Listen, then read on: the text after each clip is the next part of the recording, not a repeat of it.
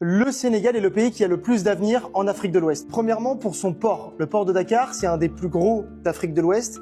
C'est 24 millions de tonnes transportées chaque année.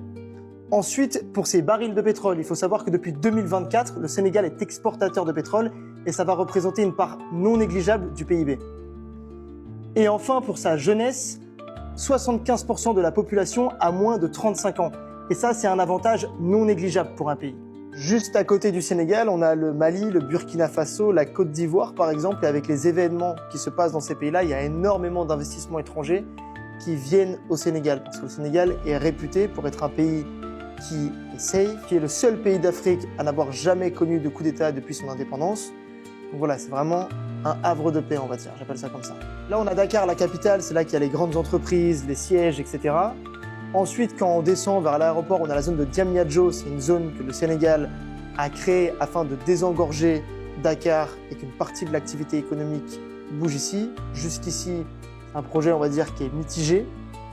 Et en dessous, on a la petite côte avec Saly, etc., qui est une zone qui est en pleine croissance et c'est la zone auquel je crois le plus au Sénégal actuellement.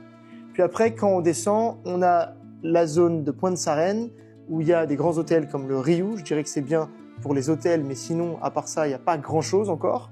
Et puis après, on a le Ciné Saloum, qui est une zone protégée par l'UNESCO, qui est vachement jolie, mais pareil pour des projets très hôteliers et pas vraiment résidentiels.